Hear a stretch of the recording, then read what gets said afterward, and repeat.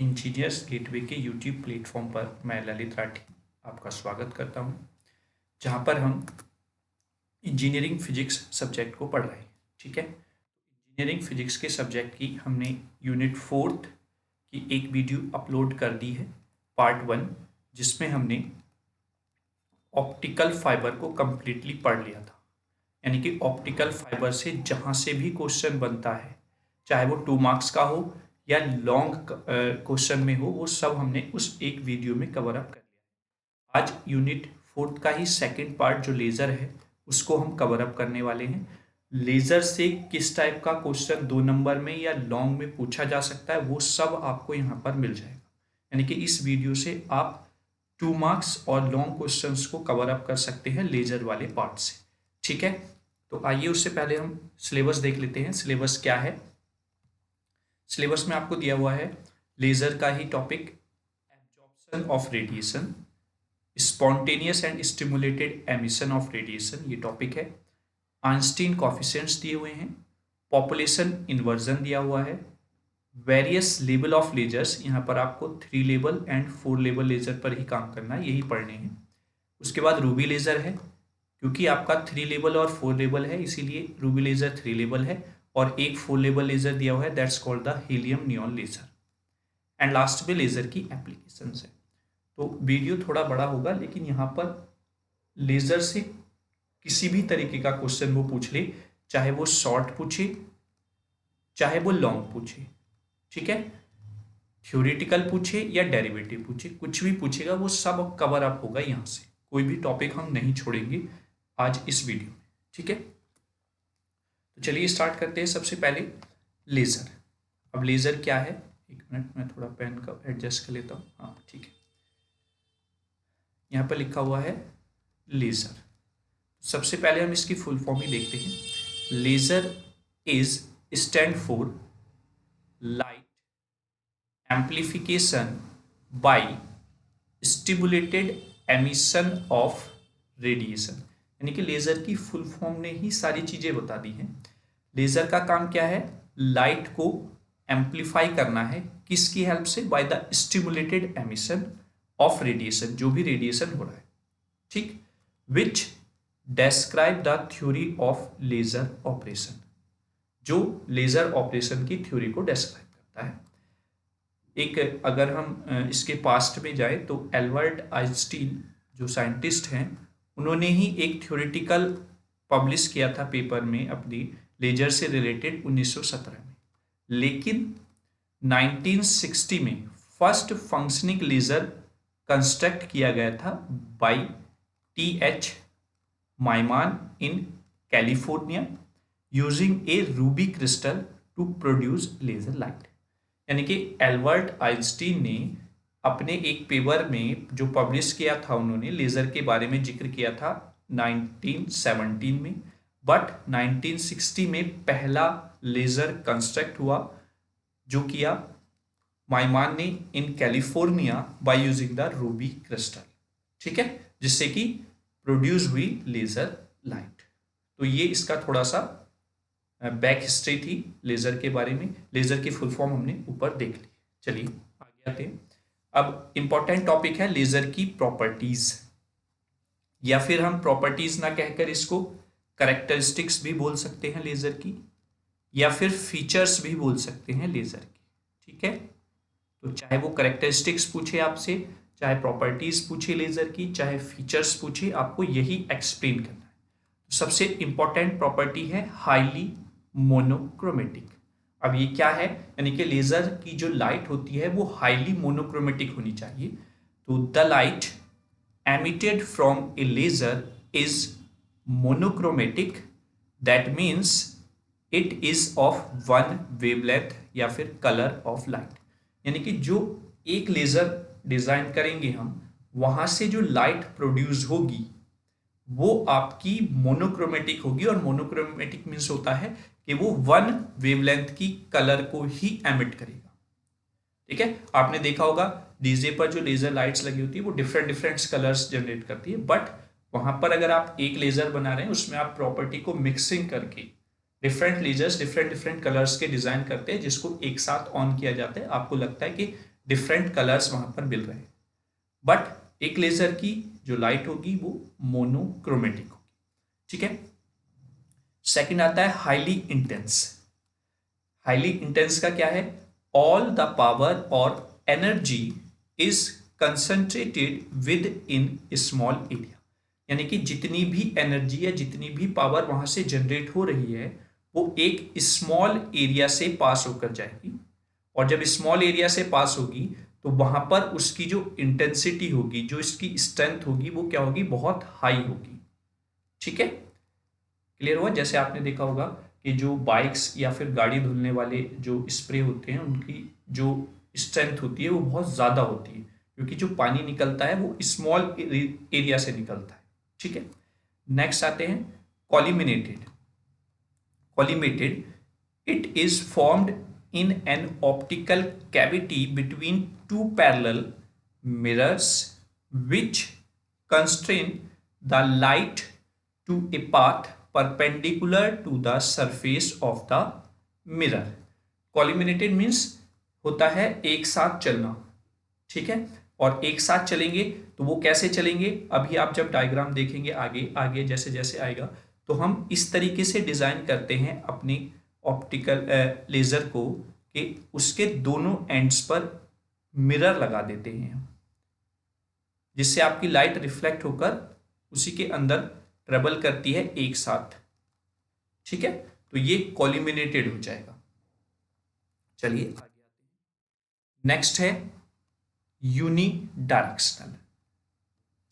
ठीक है, एक मिनट पेन ले लेते हैं। नेक्स्ट है यूनिडायरेक्शनल। अब यूनिडायरेक्शनल का क्या मतलब है? Which implies laser light is of very small divergence. मतलब यहां से जो भी लाइट निकलेगी उसमें डाइवर्जेंस बहुत कम होगा, मतलब ना कि बराबर होगा। It seems that laser light comes from the resonant cavity and wave propagating along the optical axis only. कहने का मतलब ये है कि आपका रेडिएशन इस डायरेक्शन में हो रहा है तो आगे तक आपकी वेव एक ही डायरेक्शन में इसी तरीके से बढ़ती रहेगी, चाहे उसमें कितने भी नंबर ऑफ फोटोन्स हों वो एक ही पाथ को फॉलो करेंगे, कहीं पर भी वो किसी भी एंगल पर डिस्ट्रैक्ट होकर नहीं जाएंगे। That's called the unidirectional. ठीक है, क्लियर हुआ? आपने देखा भी होगा लेजर बीम, आप चाहे माना यहाँ पर आपका लेजर रखा हुआ है तो चाहे आप इतनी डिस्टेंस पर देखें उसको, चाहे इतनी डिस्टेंस पर देखें, वो एक बीम ही चलेगी वहां तक। ठीक है। नेक्स्ट है highly coherent. And next property कह लीजिए या करेक्टरिस्टिक कह लीजिए या फीचर कह लीजिए लेजर का, वो है हाईली कोहेरेंट। अब इसका मतलब क्या है? Which means the waves of light emitted have a constant relative phase। जब आप इसको यूनिट थर्ड में पढ़ेंगे वेव ऑप्टिक्स में तो वहां पर इसको और अच्छे से आपको क्लियर हो जाएगा कि कोहेरेंट का मतलब क्या होता है। कोहेरेंट का मतलब होता है जब दो वेव्स एक साथ ट्रेवल करती हैं तो उनके बीच में जो पाथ डिफरेंस होता है वो या तो जीरो हो या सेम हो। That's called the coherent waves. ठीक है, क्लियर हुआ? यानी कि अगर 1000 नंबर ऑफ फोटोन्स लेजर से एमिट हो रहे हैं तो उन सब का जो फेस है रिलेटिविस्टिक वो कांस्टेंट रहेगा। ठीक है, तो दैट मीन्स वो कोहेरेंट वेव या एमिट होगी आपकी लाइट। क्लियर हुआ? अब आगे एक क्वेश्चन पूछ लेता है यहां पर वर्किंग प्रिंसिपल ऑफ लेजर। तो अगर आपसे प्रॉपर्टीज पूछेगा तो आपको ये 5 प्रॉपर्टीज नोट डाउन करके उसको लिख के दिखा। ठीक है, एग्जाम में अगर पूछ ले कि what is the working principle of the laser तो उसमें क्या लिखेंगे? It is based on the principle of stimulated emission of radiation. जैसा कि हमने फुल फॉर्म में देखा था लेजर की, light amplification by stimulated emission of radiation. तो यहां पर जो स्टिमुलेटेड एमिशन है ये वर्किंग प्रिंसिपल है लेजर का। विद लाइट एम्प्लीफिकेशन, लाइट को एम्प्लीफाई करने का ये काम करता है stimulated emission. For stimulated emission of radiation to take place the population of atom in higher energy level should be greater than the lower energy level. मतलब जब आप लेजर बीम जनरेट कर रहे हैं तो उसके लिए एक प्रॉपर्टी है कि आपका हायर एनर्जी में, जैसे हम इसको मान लेते हैं ये E2 है और ये E1 है, तो E2 हायर एनर्जी लेवल है, E1 लोअर एनर्जी लेवल है। तो E1 पर नंबर ऑफ एटम्स E2 के कंपैरिजन में कम होने चाहिए। That's called the population inversion. अभी हम आगे पॉपुलेशन इन्वर्जन की डेफिनेशन भी देखेंगे, क्या होता है वो अच्छे से समझेंगे। तो अभी मैंने आपको बता दिया यहाँ पर जो ये पैराग्राफ लिखा हुआ, this can be achieved by pumping. और ये जो प्रॉपर्टी है जहां पर number of atoms in the lower energy state कम होंगे as compare to the higher energy state, ये अचीव होता है by using the pumping method. ठीक है, अब पंपिंग मेथड्स भी क्या है वो भी हम आगे देखेंगे। क्लियर है? आई होप यहां तक आपको कोई भी प्रॉब्लम नहीं होगी। आगे आते हैं।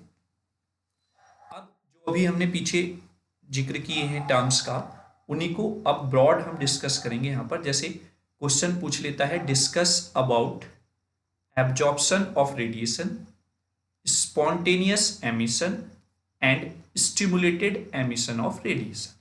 ये क्वेश्चन एग्जाम में पूछा जाता है कि इनको आप एक्सप्लेन कीजिए। तो हम वन बाय वन सबको एक्सप्लेन करते हैं क्या चीज़ है। तो सबसे पहले हेडिंग लिखा हुआ है एब्जॉर्प्शन ऑफ रेडिएशन, और एक इधर बहुत ही अच्छा सा डायग्राम आपको दिख रहा होगा। तो हमने ले लिया कि एक इलेक्ट्रॉन रखा हुआ है लोअर एनर्जी लेवल E1 पर और हायर एनर्जी लेवल है E2। तो मैं यहां पर लिख देता हूं E1 energy level less than है compare to E2। That means E1 जो है लोअर एनर्जी लेवल है और E2 जो है वो हायर एनर्जी लेवल है।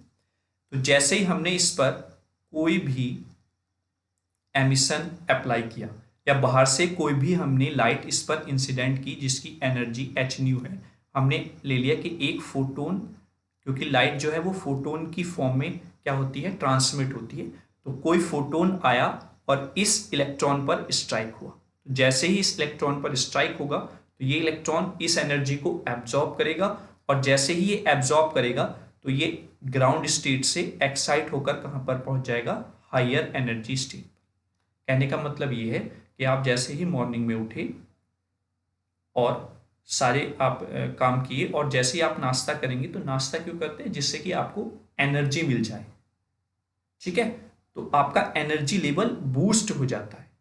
तो ऐसे जब इस इलेक्ट्रॉन को फोटोन से एनर्जी मिली तो इसका जो एनर्जी लेवल E1 था वो इंक्रीज होकर कहां पे पहुंच गया है, E2 पर। ठीक है, तो that's called the absorption of radiation. जो रेडिएशन हमने इस पर स्ट्राइक किया वो एब्जॉर्ब कर लिया आपके इलेक्ट्रॉन ने। ठीक है, क्लियर हुआ? तो अगर हम इसको लिखना चाहें तो लिख लेते हैं, when an atom absorb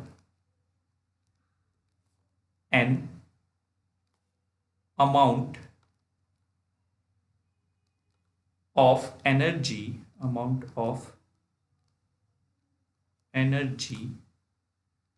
h nu in the form of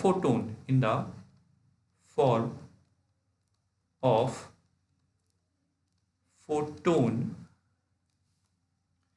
from the external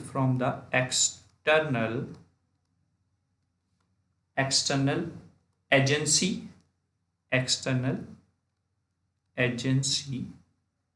and excited into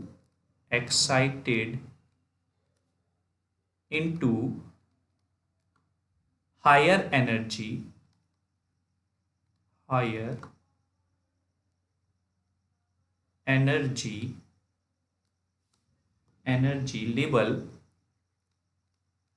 level from higher energy level from the ground state, full stop. This process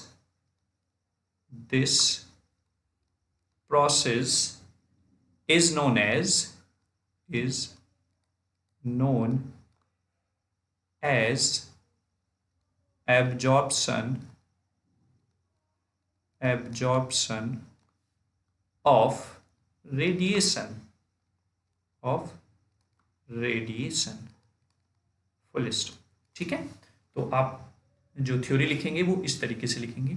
I think pen थोड़ा सा thick हो रहा है, इसको हम next slide पर कम कर लेंगे। तो ये आपको क्लियर हो गया होगा आई होप कि एब्जॉर्प्शन ऑफ रेडिएशन क्या है। नेक्स्ट पार्ट पर चलते हैं, लेजर की। हम पेन सेलेक्ट करते हैं और इसकी थिकनेस को मैं थोड़ा कम कर लेता हूँ। ठीक है, चलिए। तो स्पॉन्टेनियस एमिशन क्या है उसको समझते हैं। अब क्या हुआ, जब आपका एटम यहाँ पर ग्राउंड स्टेट पर था या इलेक्ट्रॉन आपका ग्राउंड स्टेट पे था और यहाँ से हमने इसको एक फोटोन स्ट्राइक किया h एनर्जी का, तो ये इस इलेक्ट्रॉन ने इस एनर्जी को एब्जॉर्ब किया और एक्साइट होकर कहाँ पे पहुंच गया, हायर एनर्जी स्टेट पर। ठीक है, ये लिखा हुआ है before atom in the excited state पर है। ठीक है, तो अब क्या होगा, कुछ टाइम बाद ये अपनी एनर्जी लॉस करना स्टार्ट करेगा। जैसे मैंने एग्जांपल दिया था कि आप सुबह नाश्ता करते हैं और नाश्ता करके अपने काम पर या ऑफिस में निकल जाते हैं या कॉलेज चले जाते हैं, तो क्या होता है कि कुछ टाइम बाद जैसे जैसे टाइम बीतता है आपके बॉडी की एनर्जी लॉस होना स्टार्ट हो जाती है। तो वैसे ही यहाँ पर इलेक्ट्रॉन के साथ है, इस इलेक्ट्रॉन की एनर्जी डिक्रीज होना स्टार्ट होगी और जब डिक्रीज होगी तो ये हायर एनर्जी लेवल से लोअर एनर्जी लेवल की तरफ मूव करना स्टार्ट कर देगा, जैसा कि आप यहाँ पर देख रहे हैं। ठीक है, तो ये मूव करना स्टार्ट किया, नीचे आया। जब ये एनर्जी को लॉस कर रहा है तो जितनी एनर्जी, क्योंकि एनर्जी का लॉ ऑफ कंजर्वेशन क्या कहता है कि जितनी एनर्जी है उतनी ही मेंटेन रहेगी।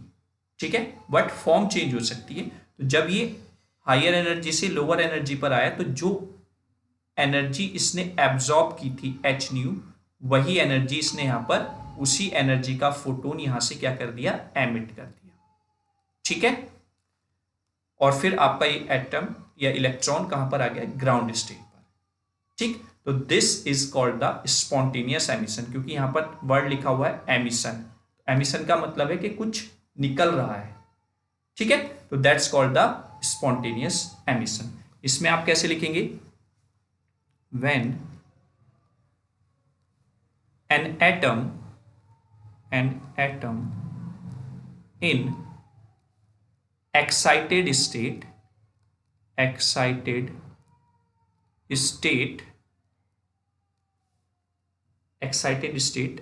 emits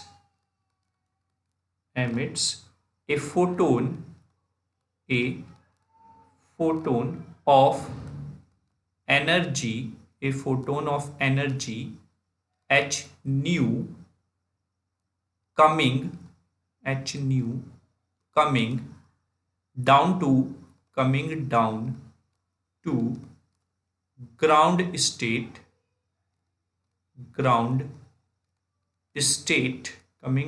ground state such type of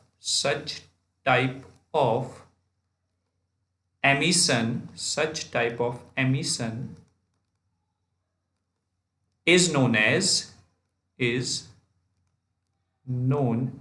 as spontaneous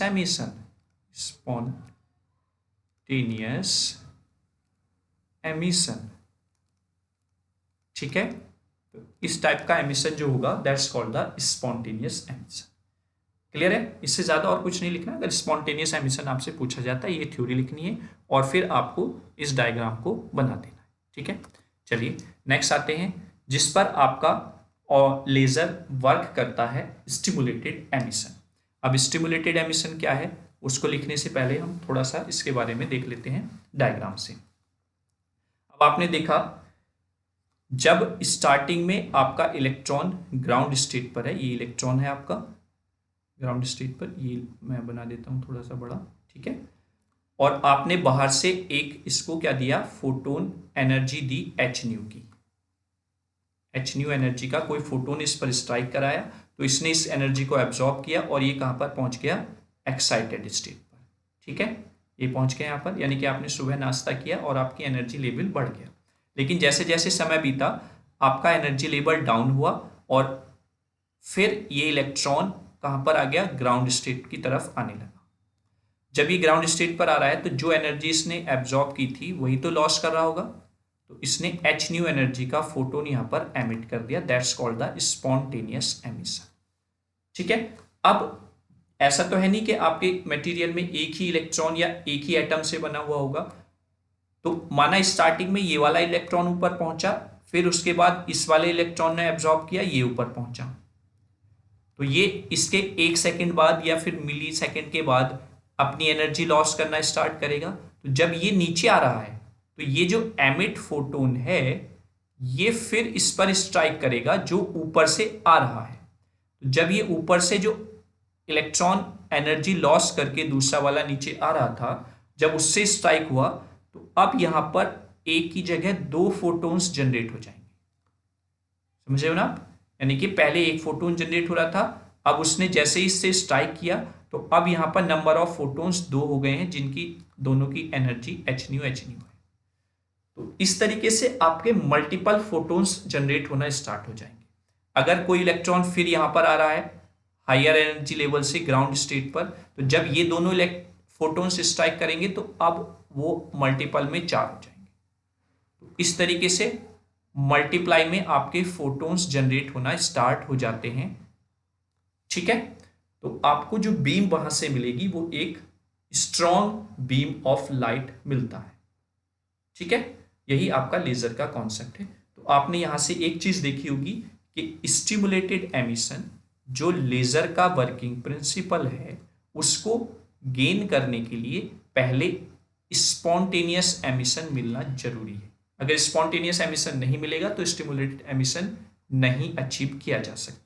और यहीं पे मैं आपको बता देता हूं, जो स्पॉन्टेनियस एमिशन होता है ये एलईडी का वर्किंग प्रिंसिपल होता है। जो आपके घरों में एलईडी बल्ब्स लगे होते हैं, आपने उनकी लाइट देखी होगी, जैसे जैसे डिस्टेंस बढ़ाते जाएंगे उसके बल्ब से वैसे वैसे उसकी लाइट फेड होती चली जाती है, स्प्रेड होती चली जाती है, जबकि लेजर की लाइट आपकी लॉन्ग डिस्टेंस तक भी उस बीम को मेंटेन करके चलती है। यही कारण है, क्योंकि यहां पर जब दूसरा फोटोन जनरेट होगा तो वो जरूरी नहीं इसी डायरेक्शन में जाएगा, वो इधर भाग सकता है, वो इधर भाग सकता है।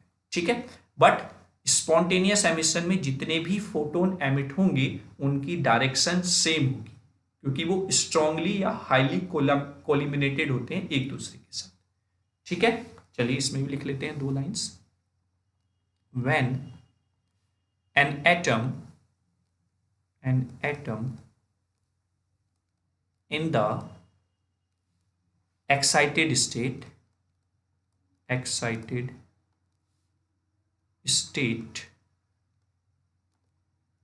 emits two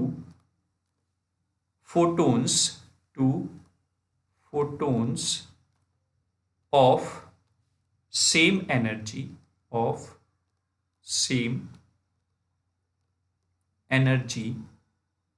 h nu while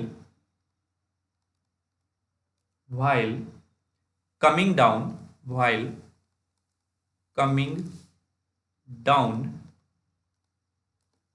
down to ground state with the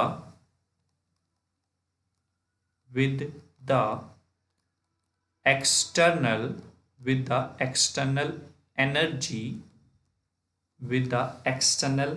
energy, such type of emission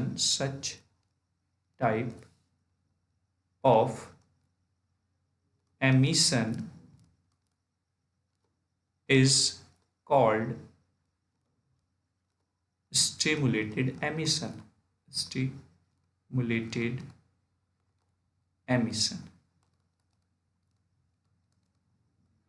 full stop. ठीक है, तो ये स्टिमुलेटेड एमिशन हो गया। कैसे हम इसको अचीव करते हैं, is that clear? External energy मतलब यहां से ऐसा नहीं कि कोई आप एक्सटर्नली कोई एनर्जी प्रोवाइड करा रहे हैं, वो एक्सटर्नली एनर्जी जो है वो स्पॉन्टेनियस एमिशन से आपको मिल रही है।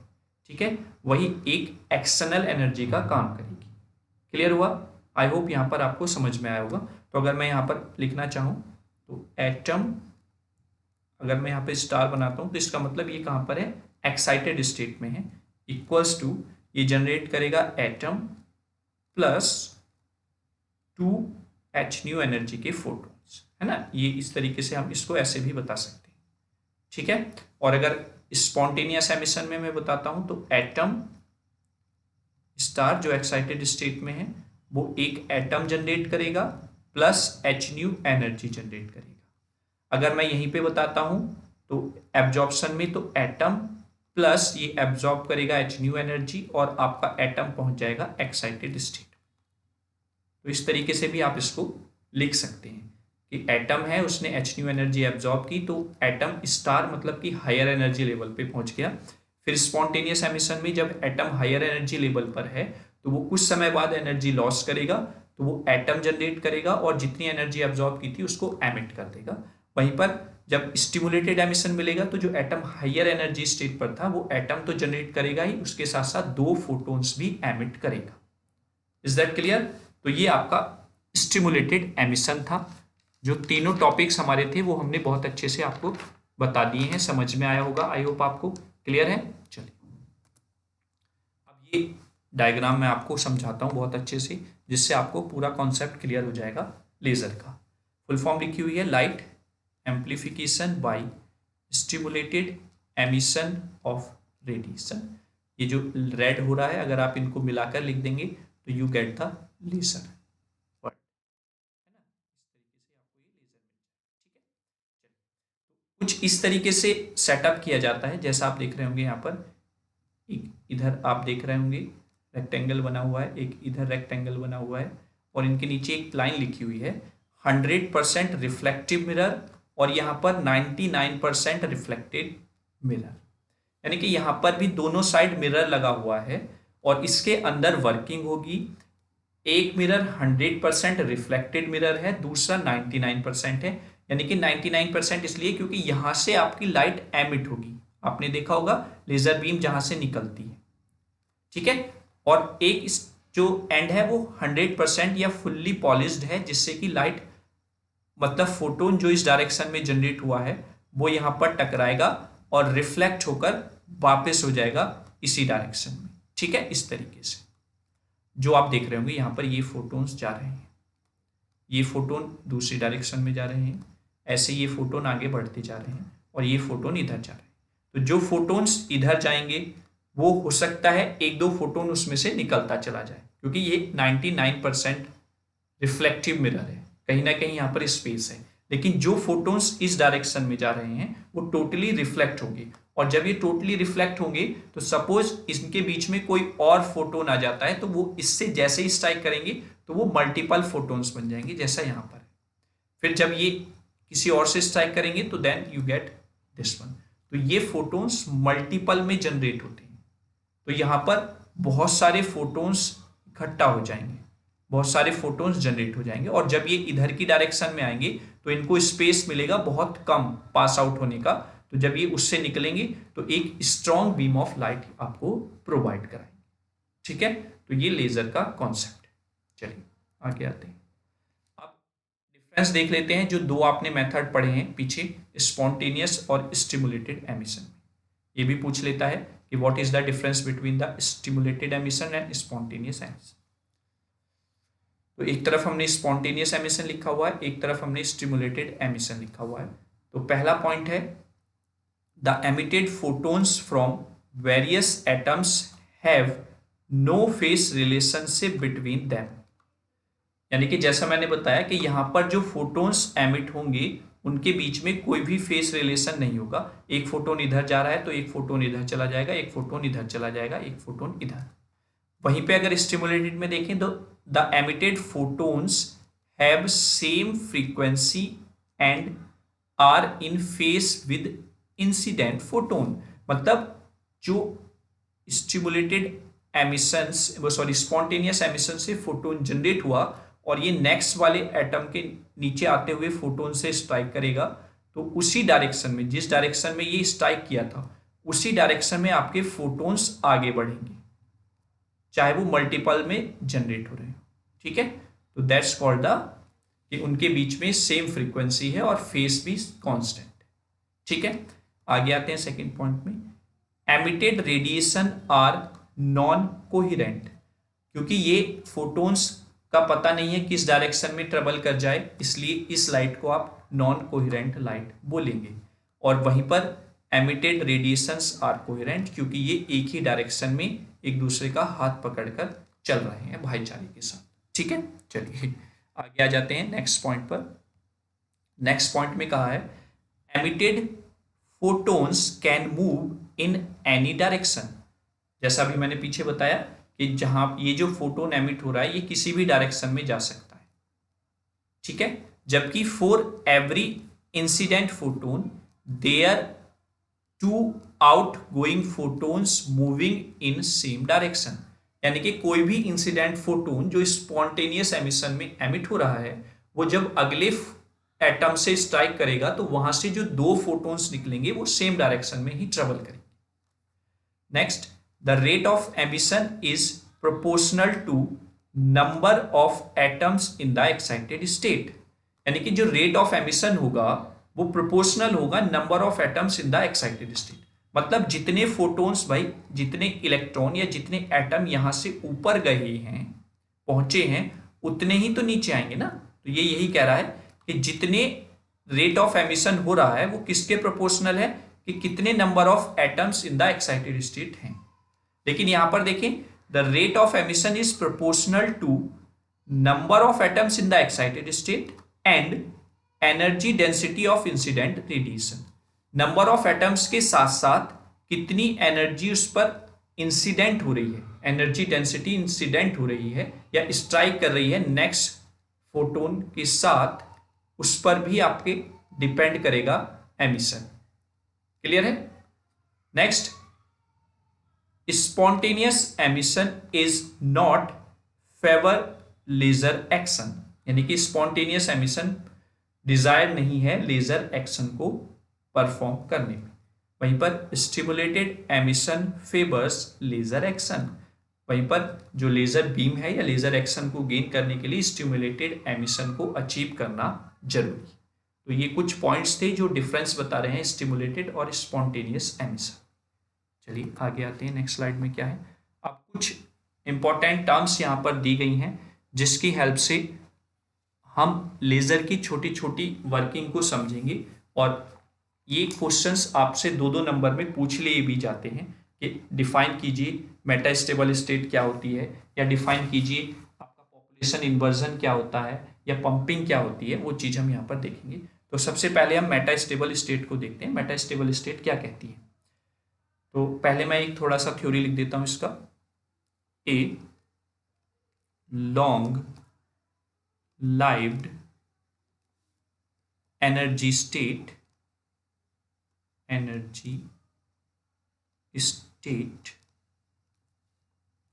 ब्रैकेट में लिख लेंगे अप्रोक्सीमेटली 10⁻³ सेकेंड। ठीक है, second from where the excited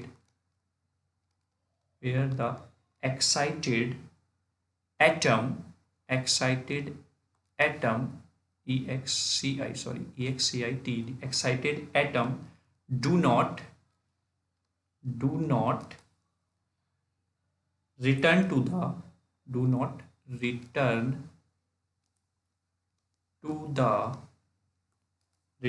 to the lower energy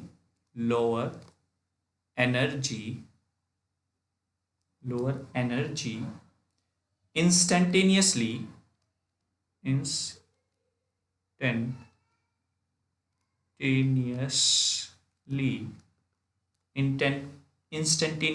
is called metastable state। Full stop. अब ये क्या है वो मैं आपको समझाना चाहता हूँ। माना हमने अभी एक वर्ड यूज किया था population inversion.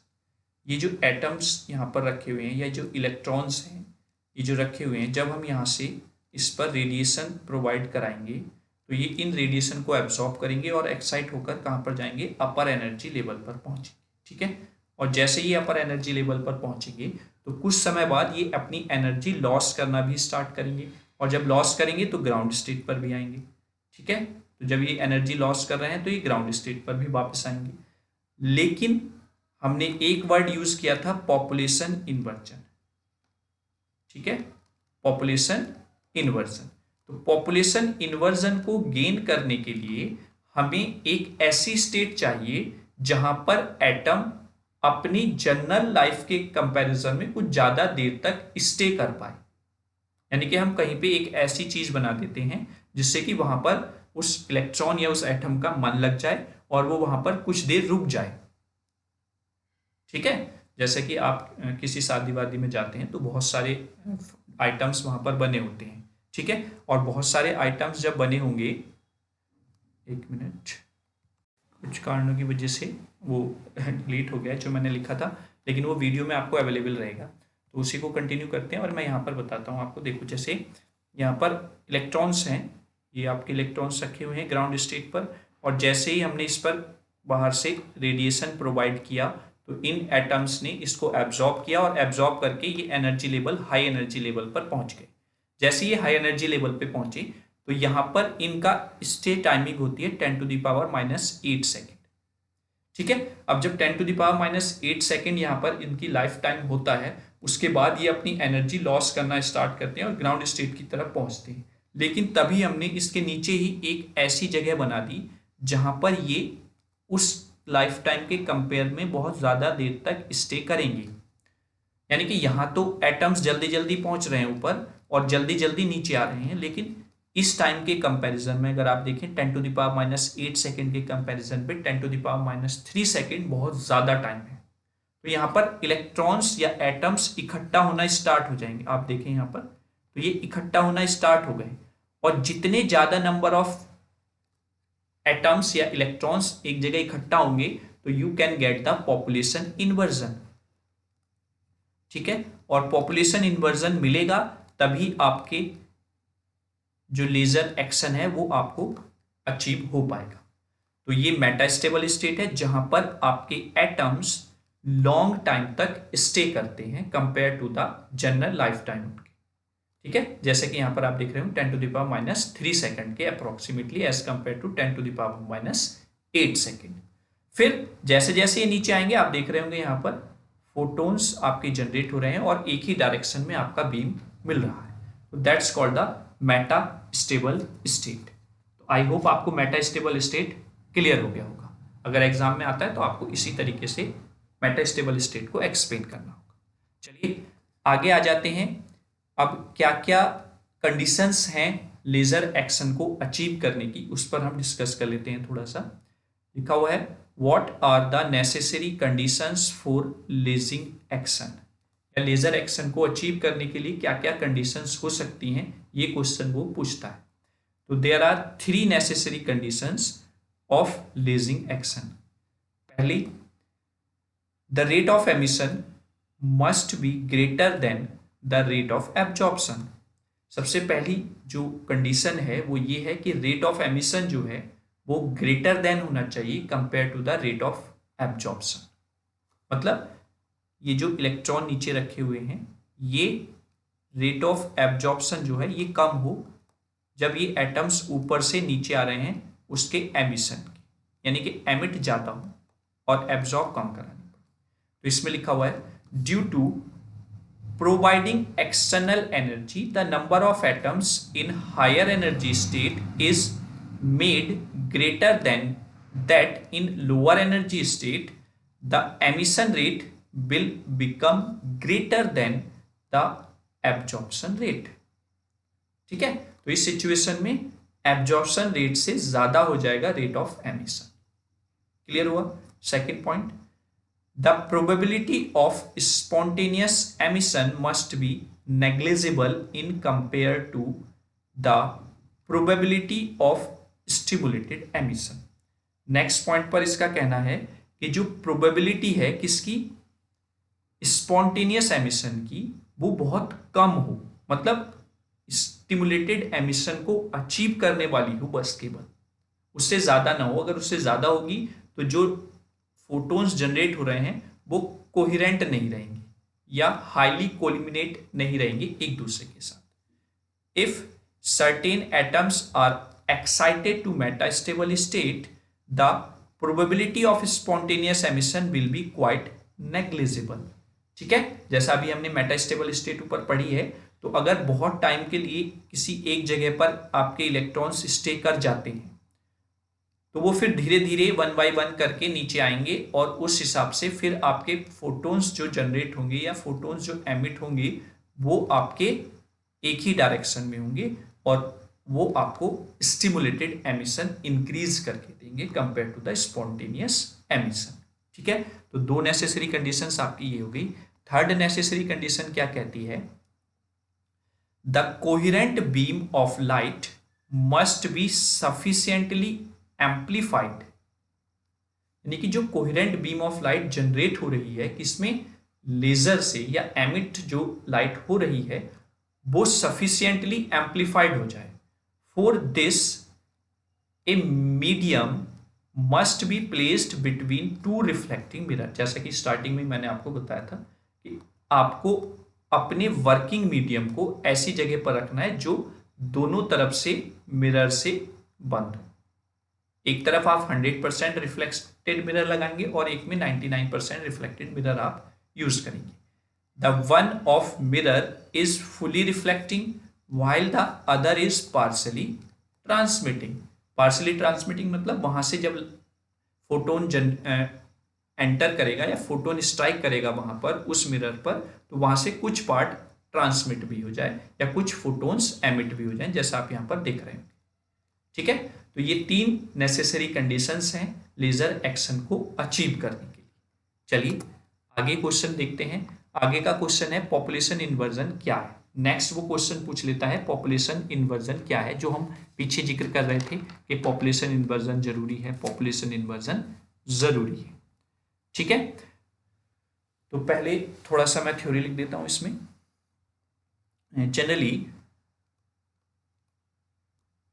generally the number of atoms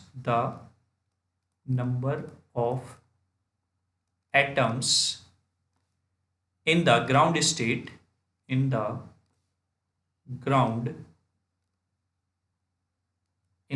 state is greater than the number of atoms into excited state।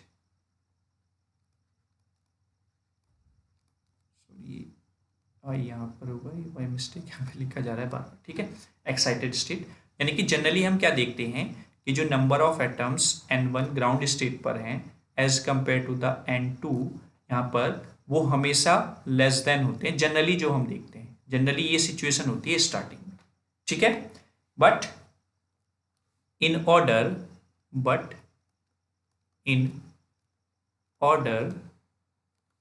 To produce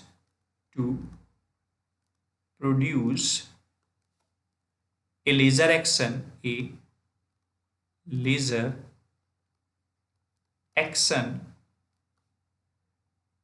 या laser beam, the minimum requirement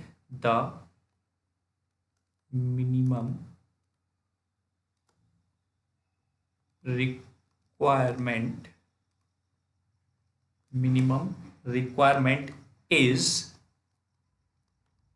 stimulated emission। तो हमें पता है कि लेजर एक्शन को achieve करने के लिए मिनिमम रिक्वायरमेंट जो है वो स्टिमुलेटेड एमिशन है। ठीक है, बट स्टिमुलेटेड एमिशन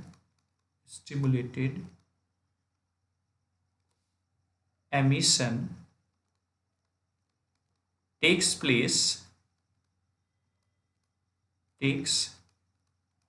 place है ना, stimulated emission takes place only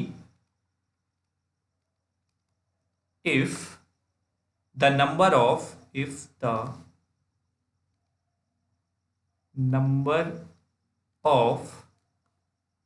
atoms in higher energy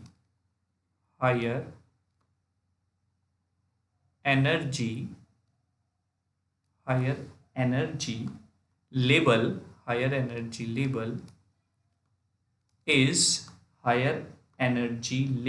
is greater than the lower energy level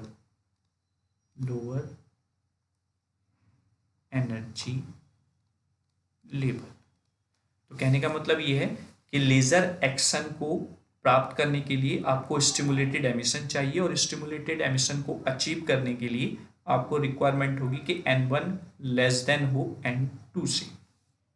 ठीक है, is that clear? Higher energy level पर ग्रेटर होने चाहिए as compare to the lower energy level. Simply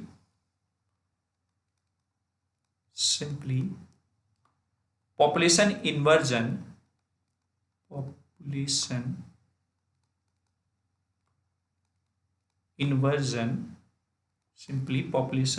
inversion is nothing but number of atoms in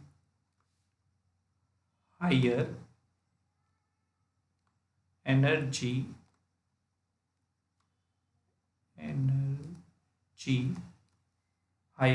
level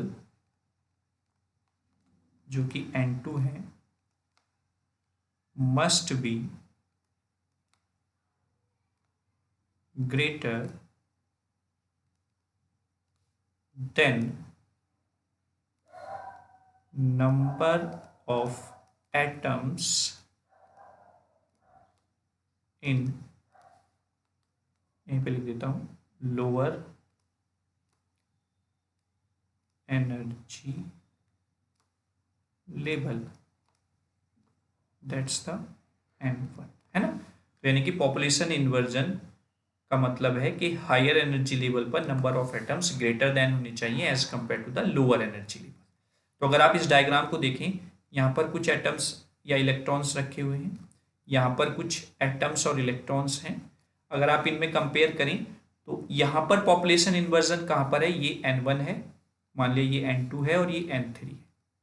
तो अब आप कहाँ पर बताएंगे, N1 और N3 के कंपैरिजन में, क्योंकि पॉपुलेशन इन्वर्जन आपको यहाँ पर मिल रहा है।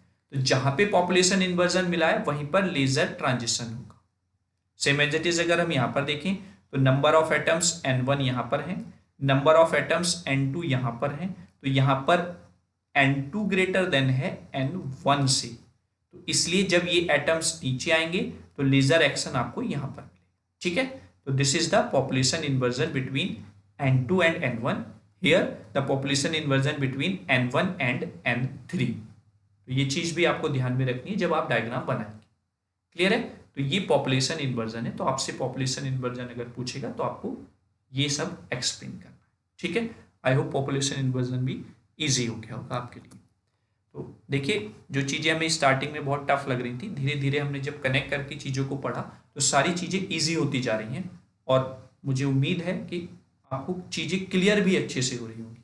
ठीक है, क्योंकि आपको बाइलिंगुअल लैंग्वेज इंग्लिश और हिंदी के यूज से दोनों से पढ़ाया जा रहा है। तो ऐसा नहीं है इंग्लिश में जो बच्चे अच्छे हैं उन्हीं को समझ में आ रहा होगा, हिंदी में जो हैं उनको कुछ समझ में नहीं आ रहा होगा, ऐसा बिल्कुल नहीं है। ठीक है, चलिए आगे देखते हैं।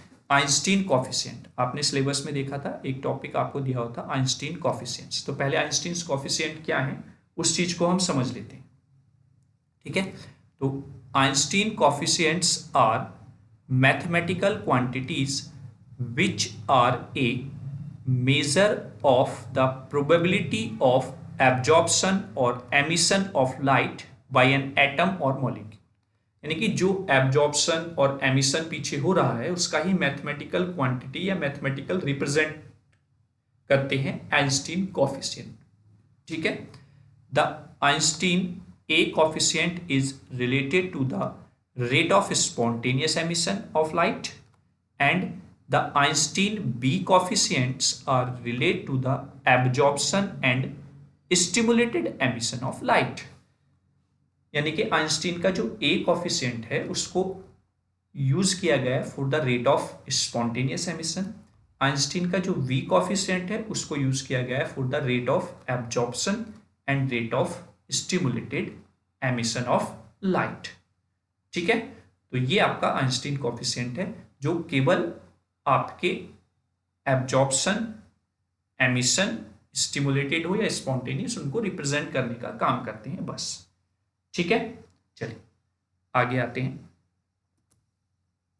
अब एक रिलेशन हमें देखना है आइंस्टीन कोफिशिएंट्स में। ठीक है, तो उससे पहले हम थोड़ी सी टर्म्स को जान लेते हैं क्या है। तो अगर मैं लिखूं रेट ऑफ एब्जॉर्प्शन, जो हमने भी पीछे पढ़ा है, रेट ऑफ एब्जॉर्प्शन। ठीक है, रेट ऑफ एब्जॉर्प्शन में हम लिखेंगे R12।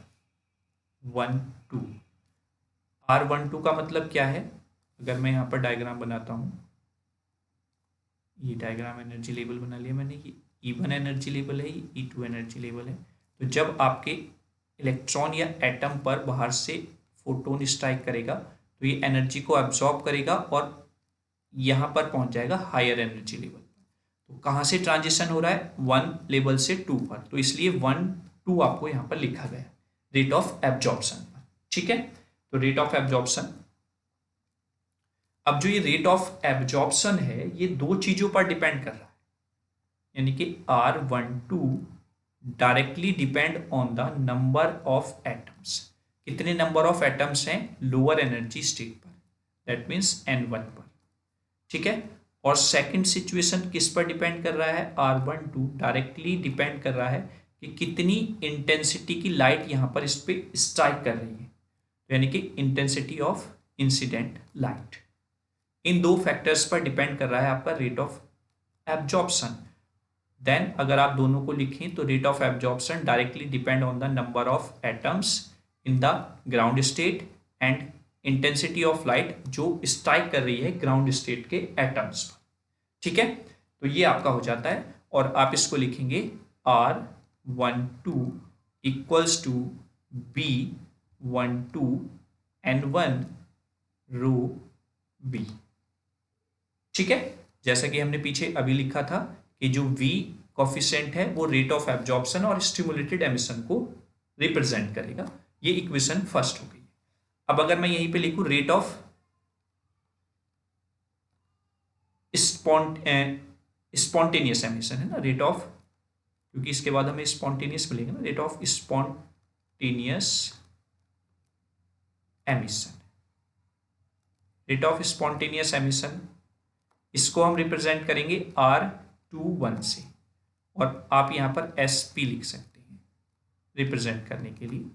चलिए, अब ये क्या है इसका कॉन्सेप्ट? क्योंकि जब ये एटम थोड़ी देर बाद अपनी एनर्जी लॉस करेगा तो ये ग्राउंड स्टेट पर आएगा, तो अब जो ट्रांजिशन हो रहा है वो 2 से 1 पर हो रहा है, तो इसलिए R21 हमने लिखा है। अब अगर आप ध्यान से देखें तो R21 जो है, जब आपका एटम हायर एनर्जी स्टेट से लोअर एनर्जी स्टेट पर आ रहा है तो वो केवल और केवल एक चीज पर डिपेंड कर रहा है कि कितने number of atoms higher energy state में हैं। तो that means R21 directly proportional to the N2। और अगर मैं इसको रिप्रेजेंट करना चाहूं तो R21 SP स्पॉन्टेनियस को इंडिकेट कर रहा है, ये और लिख लेते हैं हम। ठीक है, इक्वल्स टू हो जाएगा जो फैक्टर है या कोफिशिएंट है A21 इंटू N2। जैसा कि मैंने पीछे अभी लिखा था कि जो A कोफिशिएंट है वो रेट ऑफ स्पॉन्टेनियस एमिशन को रिप्रेजेंट करेगा, तो आइंस्टीन कोफिशिएंट A21 हो गया है यहाँ पर। ठीक है, अब आगे आते हैं rate of stimulated emission, rate of stimulated emission. तो एमिशन जब हो रहा है तो वो R2 से 1 पे ही होगा और आप इसको ST लिख देंगे, यानी कि स्टिमुलेटेड को ये रिप्रेजेंट कर रहा है। तो अगर आप देखते हैं तो जब स्टिमुलेटेड एमिशन होता है तो ये जो आपको स्पॉन्टेनियस एमिशन मिला है इसकी इंटेंसिटी पर भी डिपेंड करता है। तो यहां पर भी आपका R21 for the stimulated emission जो है वो दो फैक्टर्स पे डिपेंड करेगा कि कितने नंबर ऑफ एटम्स हैं हायर एनर्जी स्टेट पर और कितनी इंटेंसिटी है लाइट की जो स्ट्राइक कर रही है, दैट मीन्स रो बी। ठीक है, तो अगर हम इन दोनों को मिला देते हैं then you get R21 for the stimulated emission is directly proportional to N2 rho nu. और अगर मैं इसको लिखना चाहता हूं तो R21 for the stimulated emission is equal to the V21 N2 rho nu. This is the equation third. तो ये तीनों इक्वेशन आ गई for the rate of absorption, for the rate of spontaneous emission and for the rate of stimulated emission. ठीक है, अब इन coefficients के बीच में ही हमको क्या फाइंड आउट करना है, एक रिलेशन फाइंड आउट करना है मेनली A21 और B21 के बीच में। चलिए आगे देखते हैं, नेक्स्ट स्लाइड पर रिलेशन फाइंड आउट करते हैं। तो उसके लिए पहले मैं तीनों इक्वेशंस को लिख लेता हूं यहाँ पर जो आपके लिए हेल्पफुल रहेंगी आगे। R12 equals to V12 Einstein coefficient N1 and rho nu. Second है R21 for the spontaneous emission directly equal to the A21 and N2, same as it is R21 for the stimulated emission directly equal to the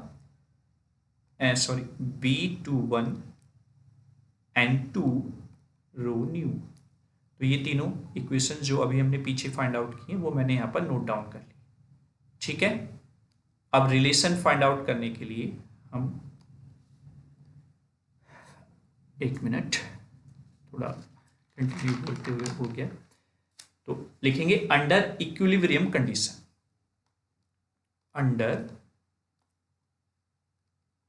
equilibrium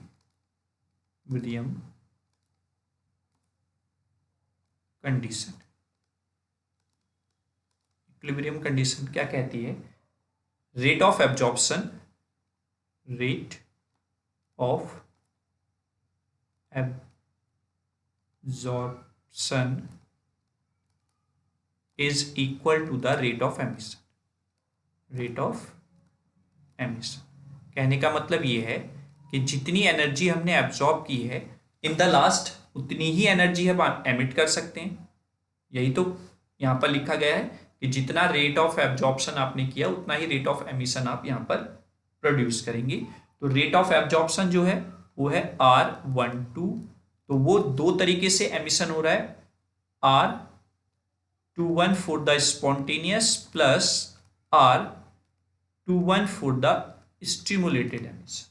ठीक है, अब सारी values put कर दीजिए यहाँ पर। B12 N1 rho nu equals to A21 N2 plus B21 N2 rho nu. ठीक है, ये क्लियर हो गया।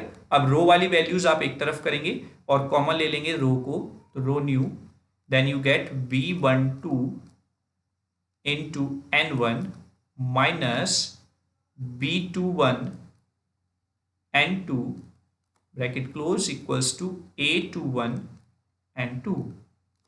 Is that clear? ठीक है, यानी कि आपने रो वाली टर्म्स को एक तरफ किया और रो न्यू कॉमन ले लिया वहां से। अगर हम यहाँ पे रो न्यू की वैल्यू फाइंड आउट करते हैं, यहीं पे मैं लिख लेता हूँ रो न्यू इक्वल्स टू, तो आपको क्या मिलेगा, A21 N2 upon V12 N1 minus B21 N2। Is that clear? फिर मैं यहां से कॉमन ले लेता हूं V21 N2, तो यहां से आपको मिलेगा rho nu equals to A21 N2 upon V21 N2 हमने यहां से कॉमन ले लिया, then you get B12 12/V21 into N1/N2 और यहाँ पे बचेगा -1 क्योंकि पूरा आपने ये कॉमन ले लिया। ठीक है, तो N2 से N2 आपका कैंसिल आउट हो गया। Then you get A21/B21 into 1/B12/V21 into N1/N2 bracket close -1 है। ठीक है, ये ब्रैकेट क्लोज हो जाए, ये आपको मिल जाता है। ठीक है, तो यहां तक आपको सारी चीजें टर्म्स सारी क्लियर है। ठीक, हमने 3 इक्वेशन डाली थी यहां पर, इसको मैं 4th इक्वेशन मेंशन कर देता हूं। ठीक है, 4th इक्वेशन हमने यहां पर लिख दी है। तो एक लॉ लिखेंगे, according to Boltzmann distribution law, Boltzmann distribution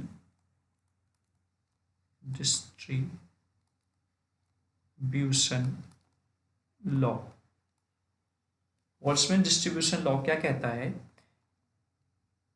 N2/N1 equals to e की power minus E2 minus E1/KT। तो बोल्ट्जमैन डिस्ट्रीब्यूशन लॉ ये कहता है, अगर हम इसको देखें यहां पर, कि N1 और N2 अप्रोक्सीमेटली इक्वल हो सकते हैं जब T इंफिनिटी हो जाए। इसका कहने का मतलब ये है, अगर आप यहां पर T इनफाइनाइट रखेंगे तो इनफाइनाइट मतलब 1/0 होता है, और जब ये 0 ऊपर जाएगा तो ये टर्म 0 को डिवाइड किसी भी टर्म से करें, यू गेट 0, e की पावर 0 की वैल्यू 1 होती है। Then you get N1 equals to N2।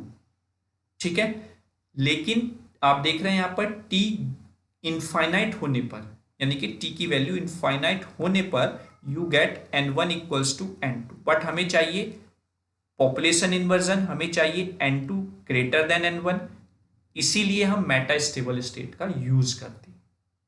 ठीक है, तो अगर मैं इसको इस फॉर्म में लिखूं जो इक्वेशन नंबर 4 में है, N1/N2, तो ये जो e की पावर माइनस में है ये प्लस हो जाएगा, E2 माइनस E1 ब्रैकेट में अपॉन KT। ठीक है, अब ये वैल्यू पुट कर दीजिए, पुटिंग इनटू इक्वेशन 4। अब इक्वेशन 4 में अगर हम इसको पुट करते हैं तो नेक्स्ट स्लाइड पर चलते हैं, तो हमें क्या मिलेगा वो लिख लेते हैं हम, rho nu equals to A21/B21 into 1/V12/V21 into e की power E2 minus E1 bracket में 1/KT -1, ये आपको मिलेगा। ठीक है, इसको मैं ब्रैकेट में लिख लेता हूं। अब अगर आप देखें, चूंकि जब आप E2 माइनस E1 निकालेंगे, यानी कि दोनों एनर्जी लेवल का डिफरेंस निकाल रहे हैं, तो वो क्या है, h न्यू है। क्यों? क्योंकि आप h न्यू एनर्जी प्रोवाइड करा रहे हैं, तभी आपका एटम E1 से E2 तक पहुंच पा रहा है, यानी कि आप इतनी डिजायर्ड एनर्जी उसको दे रहे हैं कि आपका एटम E1 से E2 पर पहुंच पाए, वो क्या है, h न्यू है। तो यानी कि दोनों का डिफरेंस h न्यू है, तभी तो पहुंच पा रहा है। तो मैं इसको ऐसे भी लिख सकता हूं, rho nu equals to A21/B21 into 1/B12/V21 into e की power h nu upon KT -1, यानी कि हम इसको इस तरीके से भी रिप्रेजेंट कर सकते हैं। ठीक है, क्लियर हुआ? बट यहां पर अगर आप देखें तो जो V12 है और V21 है, ये दोनों अप्रोक्सीमेटली इक्वल होंगे। क्यों? क्योंकि V12 क्या है, एब्जॉर्प्शन के लिए है, और B21 जो है वो एमिशन के लिए। तो जितना एब्जॉर्प्शन हो रहा है उतना ही रेडिएशन हो रहा है। यानी कि एमिशन हो रहा है, तो इसलिए हम इसको नेग्लेक्ट कर सकते हैं, यानी कि इनको 1 कर लेंगे। Then you get rho nu equals to A21 upon B21 bracket close या इनटू 1 अपॉन आपको यहां पर मिलेगा e की power h nu upon KT -1। ये टर्म हमको यहां पर मिल रही है, ठीक है। फिर यहीं पे हम लिखेंगे according to Planck's distribution law.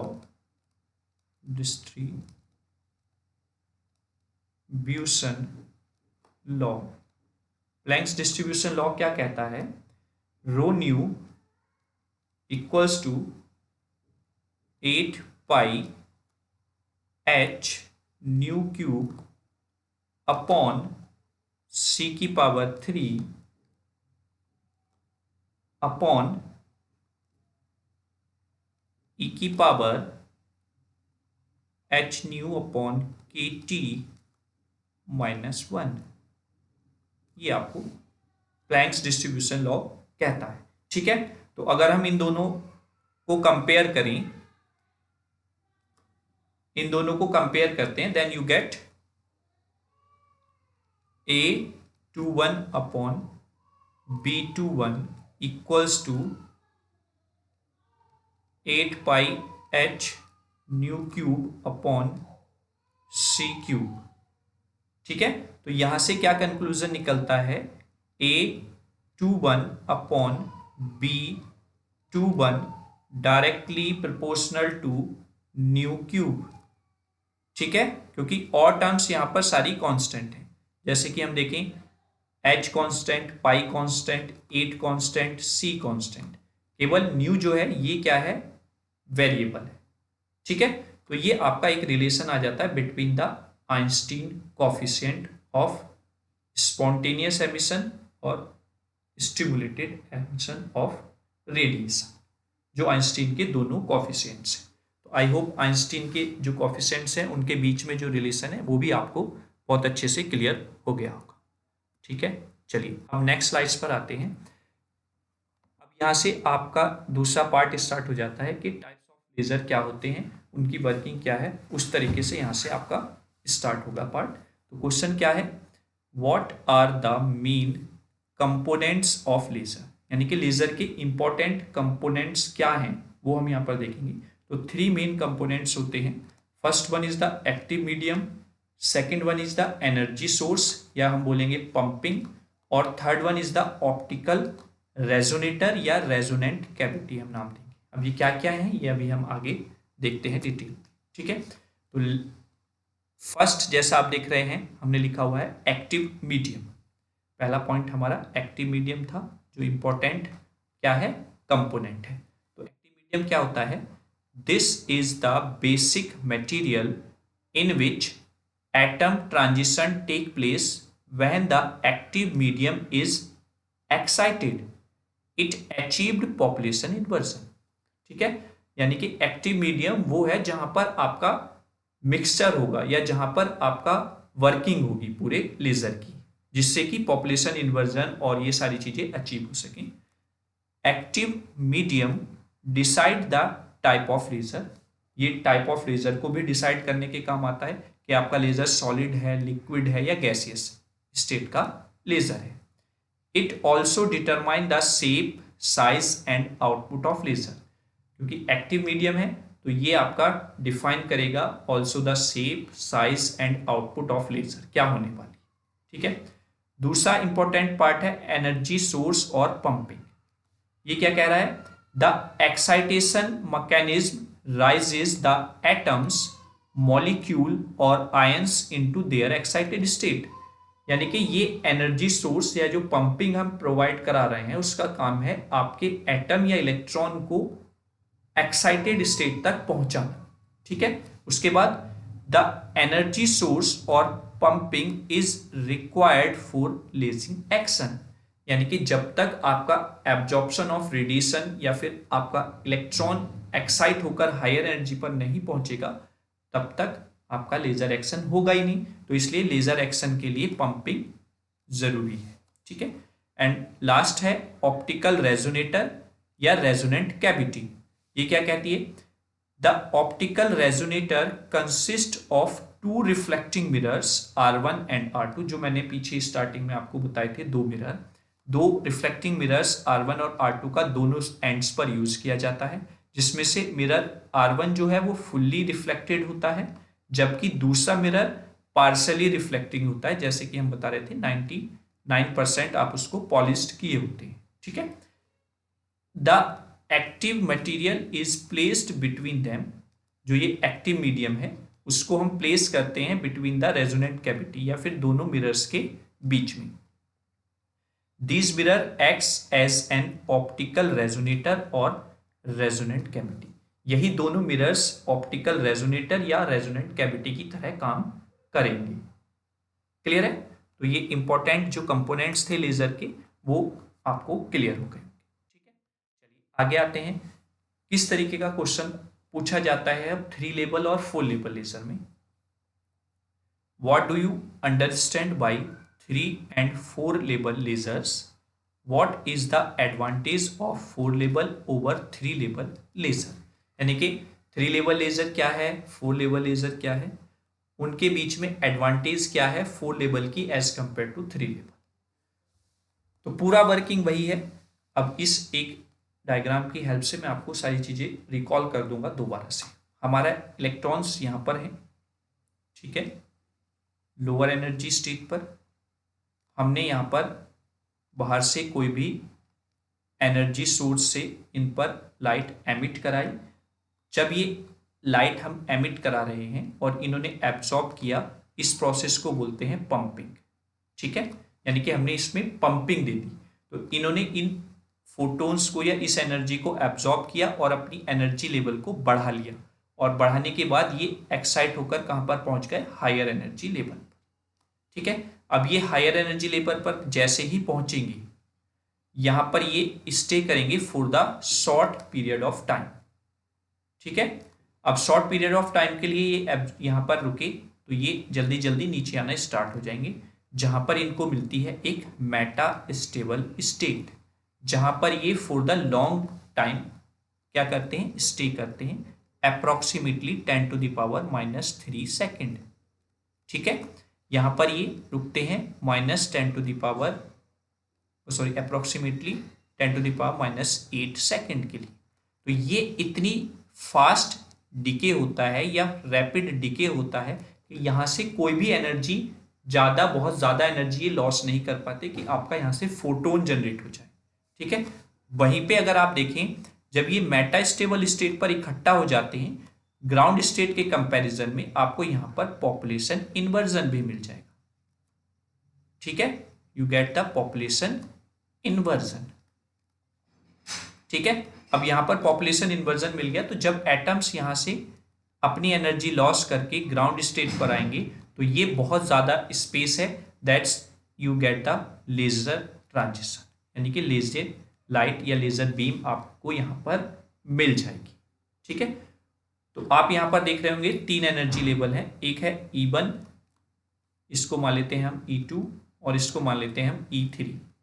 तो यहां पर जो पॉपुलेशन इन्वर्जन हो रहा है वो between the E3 and E1 के हो रहा है। ठीक है, तो इसलिए आपको जो लेजर एक्शन भी मिल रहा है वो किसके बीच में मिल रहा है? E3 एंड E1 के बीच में लेजर एक्शन अचीव हो रहा है। ठीक है, तो इसमें 3 एनर्जी लेवल है, इसलिए इसको 3 लेवल एनर्जी लेजर बोला जाता है। ठीक है, चलिए आगे आते हैं 4 एनर्जी लेवल पर। तो यहां पर मैंने दोनों डायग्राम्स ले लिए, कंपेयर करने में आपको इजी रहेगा। तो ये इधर 3 लेवल लेजर का बना हुआ है, इधर 4 लेवल का है। डिफरेंस कुछ नहीं है, बस यहां पर एनर्जी लेवल बढ़ गए हैं, E1, E2, E3। जिस तरीके से आप मेंशन करेंगे उसी तरीके से आपको थ्योरी में भी लिखना पड़ेगा। जैसे मैंने यहाँ पर E1 ले लिया था, इसको E2 ले लिया था और इसको E3 ले लिया था। अब मैंने सीक्वेंस से ले लिया है। तो आप देख रहे होंगे सबसे पहले आपके प्रोसेस वही है, इलेक्ट्रॉन्स यहाँ पर होंगे, आप बाहर से फोटोन इसको प्रोवाइड कराएंगे या एनर्जी प्रोवाइड कराएंगे, that's called the pump photon. और ये जब एब्जॉर्ब करके हायर एनर्जी स्टेट पर पहुंचेंगे, दैट्स कॉल्ड द पंपिंग। वहां पर ये कुछ टाइम के लिए रुकेंगे, बहुत शॉर्ट टाइम पीरियड के लिए, और ये आ जाएंगे लोअर एनर्जी स्टेट, जिसको आप बोलते हैं मेटास्टेबल स्टेट। यहाँ पर ये जैसे ही एक्साइटेड स्टेट से मेटास्टेबल स्टेट पर आ रहे हैं तो ये फास्ट डिके है या रैपिड डिके है, यानी कि यहाँ पे कोई भी रेडिएशन नहीं होगा। जब ये मेटास्टेबल स्टेट से नीचे वाले एनर्जी लेवल पर आते हैं E2 पर, तो ये बहुत ज़्यादा एनर्जी लेवल का गैप है, तो यहाँ पर ये अपनी एनर्जी को लॉस करते हैं और एक फोटोन को एमिट करते हैं, दैट्स द लेजर फोटोन। ऐसे मल्टीपल फोटोन्स आपके जनरेट होते चले जाएंगे, ठीक है। तो अगर आप अब देखेंगे तो यहाँ पर पॉपुलेशन का जो इन्वर्जन होगा वो E2 और E3 के बीच में होगा, तभी लेजर एक्शन जो है वो E3 और E2 के बीच में हो रहा है। फिर जब ये E2 पर आ जाएंगे तो यहाँ से जब ये ग्राउंड स्टेट पर पहुंचेंगे तो ये भी इतना ज़्यादा एनर्जी डिफरेंस नहीं होता है कि यहाँ से कुछ एनर्जी क्या करें, प्रोड्यूस करें या एमिट करें। तो यहाँ पर भी ये भी क्या होगा, नॉन रेडिएटिव डिके होगा, ठीक है। तो यहाँ पर 4 लेवल्स एनर्जी के हो गए, तो so it called the 4 level laser, ठीक है। तो ये आप दोनों डायग्राम को कंपेयर करके समझ सकते हैं कि 3 लेवल लेजर और 4 लेवल लेजर क्या। चलिए आगे आते हैं। अब एक क्वेश्चन उसमें पूछा गया था कि क्या एडवांटेज है 4 लेवल लेजर की 3 लेवल के कंपैरिजन में। तो 2-3 पॉइंट्स यहाँ पर लिखे हुए हैं। Pumping needed for the excitation of atom is much lower than the 3 level laser. अगर हम कंपेयर करें पंपिंग की जो नीड होती है 3 लेवल लेजर में, उसके कंपैरिजन में 4 लेवल में कम रिक्वायरमेंट होती है। Next, the coefficient of 4 level laser is much better than of the 3 level laser। यानी कि जो एफिशिएंसी है, सॉरी कोफिशिएंट नहीं, एफिशिएंसी 4 लेवल लेजर की 3 लेवल के कंपैरिजन में बेटर होती है। Next, continuous operation is possible, यानी कि यहाँ से जो लाइट निकलेगी वो कंटिन्यूअसली फॉर्म में आपकी एमिट होगी, जो एमिशन आपको मिलेगा वो आपको कंटिन्यूअस फॉर्म में मिलेगा। तो ये कुछ एडवांटेजेस हैं 4 लेवल लेजर की compare to the 3 level laser. चलिए आगे आते हैं। आगे अब टाइप ऑफ लेजर हम यहाँ पर पढ़ने वाले हैं। तो सबसे पहला टाइप हमने देखा था, क्या था, रूबी लेजर। तो उसका प्रिंसिपल, उसकी वर्किंग रूबी लेजर की यहाँ पर पूछी गई है। फिर कंपेयर करेंगे हीलियम नियॉन लेजर से, ठीक है। पहले उसके लिए हम हीलियम नियॉन लेजर पढ़ेंगे, उसके साथ हम वहाँ पर देखेंगे। तो रूबी लेजर क्या है, सबसे पहले हम देखते हैं।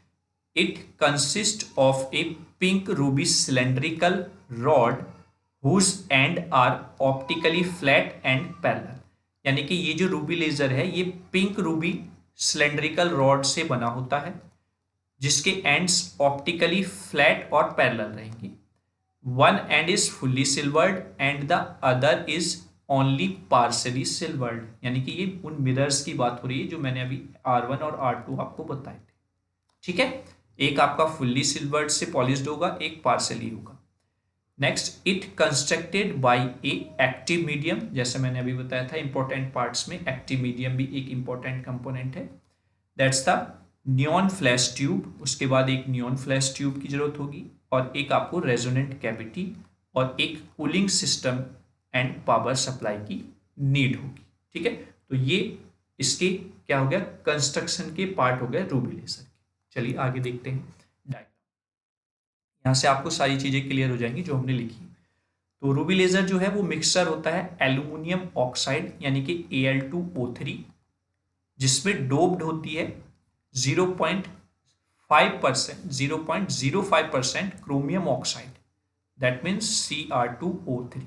तो यानी कि एक्साइटिंग मटेरियल जो है वो क्रोमियम ऑक्साइड है, इसके लिए एल्यूमिनियम ऑक्साइड के लिए, क्योंकि यहाँ पर डॉप्ड कर रहे हैं आप बहुत कम मात्रा में किसको, क्रोमियम ऑक्साइड, ठीक है। तो ये आपका क्या है, इसका डायग्राम बना हुआ है, जिसमें आपको एक ग्लास ट्यूब की नीड है, जैसा कि आप यहाँ पर देख रहे हैं सबसे ऊपर।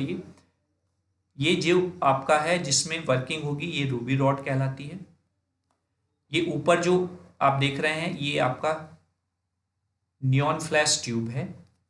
ये आपके लाइट शील्ड है जहां से आपकी लाइट एमिट होगी, यानी कि लेजर बीम आपको मिलेगा। ये सॉरी, इस रॉड का एक पार्ट इधर वाला जहां से लाइट निकल रही है ये पार्शली सिल्वर्ड है, ठीक है। और अगर आप इधर देखेंगे तो ये फुल्ली सिल्वर्ड है, यहाँ पर आप इस पे सप्लाई प्रोवाइड कराएंगे और इस ग्लास ट्यूब और इस रॉड के बीच में यहाँ पर हम कूलिंग सिस्टम के लिए वाटर को फिल कर देते हैं। ठीक है, यहाँ पर वाटर भरा होता है जिससे कि ये इसको कूल रखे, ठंडा रखे। ठीक है, अब इसकी वर्किंग में क्या होगा, जैसे ही आप हाई वोल्टेज प्रोवाइड कराएंगे वो हाई वोल्टेज यहाँ पर जाएगी और इस फ्लैश ट्यूब को ऑन करेगी। यानी कि जैसे आपने कैमरे में देखा है ना, अपने फोन के कैमरा में जब आप फोटो खींचते हैं तो वहां पर एक फ्लैश निकलती है ना, तो वो फ्लैश जो होगी वो लाइट जनरेट कर रही है। और यहां पर जो हमने मिक्सचर किया हुआ है रूबी रॉड में एल्यूमिनियम ऑक्साइड और क्रोमियम ऑक्साइड का, वो एटम्स, क्रोमियम ऑक्साइड और एल्यूमिनियम ऑक्साइड के एटम्स उस फ्लैश से जो लाइट आ रही है उसको एब्जॉर्ब करेंगे और एब्जॉर्ब करने के बाद एक्साइट होंगे, फिर फर्दर वो प्रोसेस पूरा हो जाएगा जो अभी हमने 3 लेवल और 4 लेवल में देखा है। बट यहाँ पर इंपॉर्टेंट थिंग इज दैट यहाँ से जो फ्लैश लाइट निकलती है, जो एनर्जी जनरेट हो रही है, उसका 99% जो पार्ट होता है वो वेस्ट जाता है। और वेस्ट जाएगा तो वो सिस्टम को हीट अप करने का काम करता है, हीट करने का काम करेगा। और हीट करेगा तो दैट मीन्स आपका सिस्टम गर्म होगा, यानी कि आपका जो लेजर है वो हीट हो जाएगा, जल्दी से गर्म होगा। इसीलिए यहाँ पर कूलिंग के लिए वाटर का यूज किया जाता है। ठीक है, यहाँ पर वाटर भरा जाता है between the glass tube and Ruby rod. Is that clear? तो इसकी डिसएडवांटेज यही है कि इसका 99% जो पावर है वो वेस्ट जाती है। जब फर्दर प्रोसेस होगा यहाँ पर फोटोन्स जनरेट होंगे, फोटोन्स इधर उधर भागेंगे, लेकिन उनके लिए एक स्पेस, थोड़ा सा ही स्पेस मिलता है निकलने के लिए। और जो मिरर्स हैं उनसे अगर ये टकराएंगे तो ये क्या होंगे, रिफ्लेक्ट होंगे। और जैसे जैसे आपके आगे टकराते रहेंगे मल्टीपल फॉर्म में फोटोन्स जनरेट होंगे। और जब पार्सली उससे ये निकलेंगे, एमिट होंगे, तो आप यहाँ पर देख रहे होंगे ये लेजर बीम आपको मिल जाएगी, एक छोटे से स्पेस से लाइट एमिट हो रही है। ठीक है, तो ये आपका रूबी लेजर हो जाएगा। चलिए, इसकी यहाँ पर वर्किंग लिखी हुई है, थोड़ा सा मैं आपको इसको डिक्टेट कर देता हूँ। जो मैंने आपको बताया वही यहाँ पर लिखा हुआ है। The Ruby rod is a crystal of aluminium oxide doped with the 0.05% chromium oxide so that some of the aluminum ions are replaced by the chromium ions। क्योंकि हमने क्रोमियम ऑक्साइड को मिलाया इसलिए एल्यूमिनियम के जो आयंस हैं वो replace करेगा chromium. These impurities chromium ions give pink colors to the ruby and give rise to the laser action। इसीलिए इसको पिंक लेजर के नाम से भी जाना जाता है। ठीक, इसलिए इसको पिंक लेजर के नाम से भी जाना जाता है। चलिए, क्योंकि ये पिंक कलर की लाइट को जनरेट करता है। ठीक, ये वर्किंग हो गई थी इसकी, जो हमारा डायग्राम बना हुआ था। और क्योंकि ये 3 लेवल लेजर होता है इसलिए इसकी जो आप देख रहे होंगे एनर्जी लेवल या एनर्जी डायग्राम का वर्किंग, वो भी आपका 3 लेवल है। और 3 लेवल को मैंने पिछली जो 3 लेवल लेजर अभी हमने पढ़ा है पिछली स्लाइड में, उसको बहुत अच्छे से बता दिया है। बस आपको यहाँ पर अब कुछ वैल्यूज याद रखनी है, जो वैल्यूज यहाँ पर हम यूज कर रहे हैं, जिस वेवलेंथ की लाइट यूज कर रहे हैं, जिस वेवलेंथ की लाइट एमिट हो रही है, वही चीज आपको लिखनी है।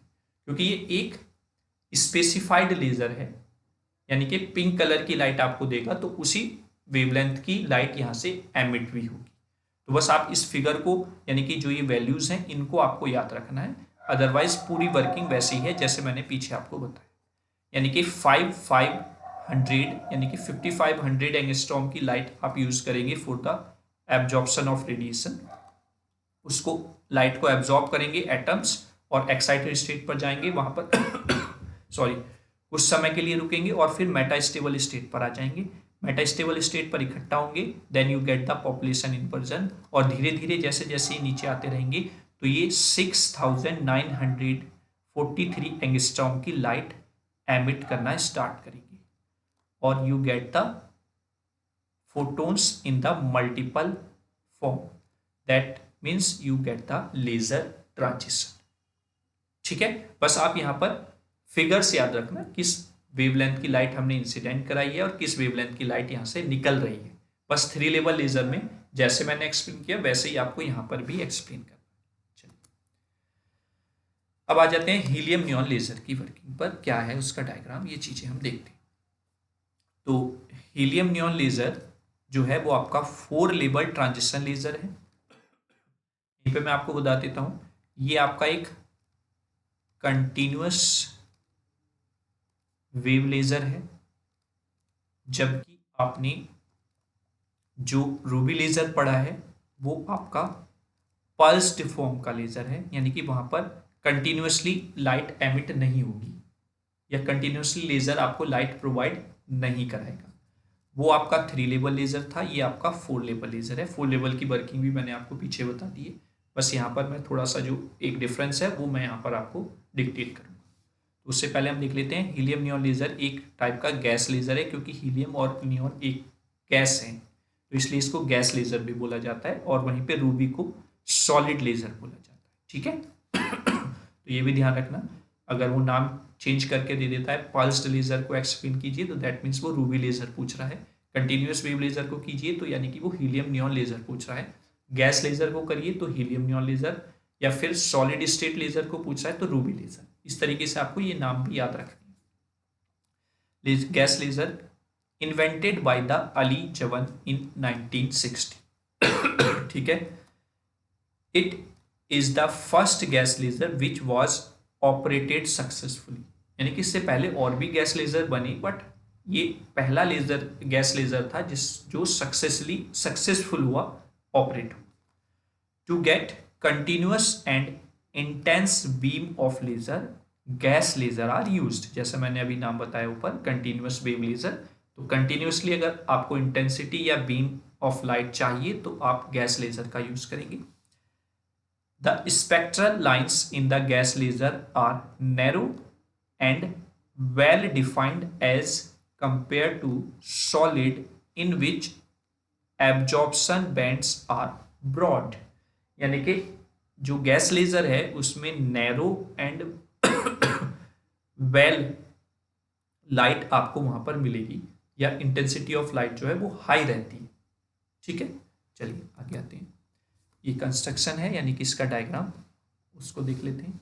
सेम उसी तरीके से है, बस थोड़ा सा डिजाइन चेंज है। यहाँ पर हमने फुल्ली पॉलिश्ड एक मिरर लगाया हुआ है, यहाँ पर एक पार्शली सिल्वर्ड मिरर हमने लगा दिया है। ठीक है, ये एक्टिव वर्किंग मीडियम है जिसमें हमने हीलियम और नियॉन गैस का मिक्सचर ऐड किया हुआ है। हीलियम और नियॉन में यहाँ पर 7:1 का मिक्सचर रहता है, यानी कि 7 आयंस हीलियम गैस के होंगे तो 1 आयन नियॉन गैस का होगा।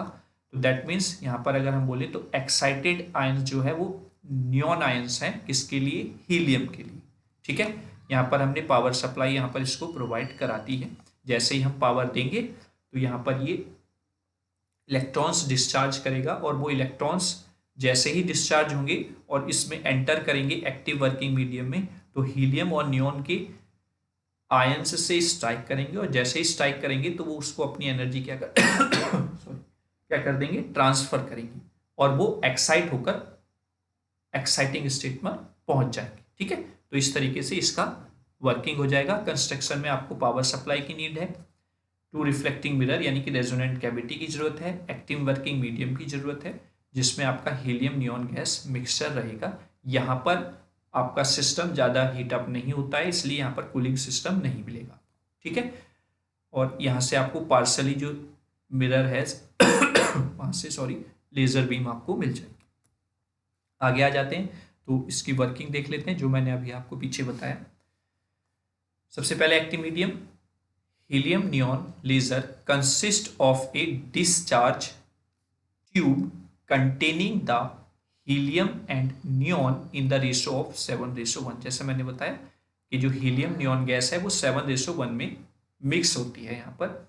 This gas mixture form the active medium, यही जो मिक्सचर है वो जहां पर पाया जाता है वो एक्टिव मीडियम कहलाता है। नेक्स्ट है resonant cavity, active medium enclosed between set of mirrors, one is fully reflective and other is partially reflective. This from the plane parallel resonant cavity, जो फॉर्म करता है, फ्रॉम नहीं होगा, ये फॉर्म होगा। This form the plane parallel resonant cavity, यानी कि ये जो दो मिरर लगे हुए हैं दोनों साइड, एक फुल्ली पॉलिश्ड एक पार्शली पॉलिश्ड, ये एक रेजोनेट कैविटी को बनाते हैं। The end faces of discharge tube are inclined at a polarizing angle so that the laser light is plane polarized. यहां से जो लाइट आपको मिलेगी वो प्लेन पोलराइज्ड लाइट मिलेगी। ठीक है, चलिए आगे आते हैं। पंपिंग। पंपिंग जैसा मैंने बताया तो डिस्चार्ज पंपिंग हम यहां पर यूज करेंगे। वो क्या है? A powerful generator is used to produce a discharge in the gas. Actual lasing atoms are neon atoms, while helium is used just for selective pumping of upper laser level of neon. जैसे मैंने बताया कि 7:1 में add किया जाता है, यानी कि नियॉन को ऐड कर रहे हैं हम हीलियम में, तो इसलिए एक्चुअल लेजिंग एटम जो है वो नियॉन है।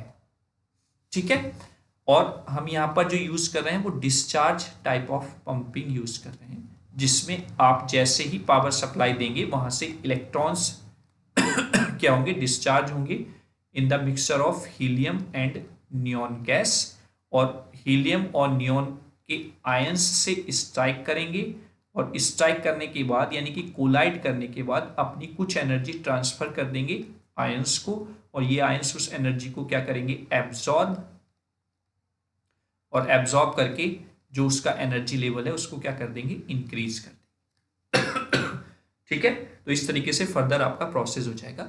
वहीं पे अगर हम रूबी लेजर की बात करें तो रूबी लेजर में जो पंपिंग यूज हुई थी वो ऑप्टिकल पंपिंग थी, क्योंकि वहां पर हम जो एक्साइट कर रहे थे अपने एटम्स को या इलेक्ट्रॉन्स को, वो किसकी हेल्प से कर रहे थे?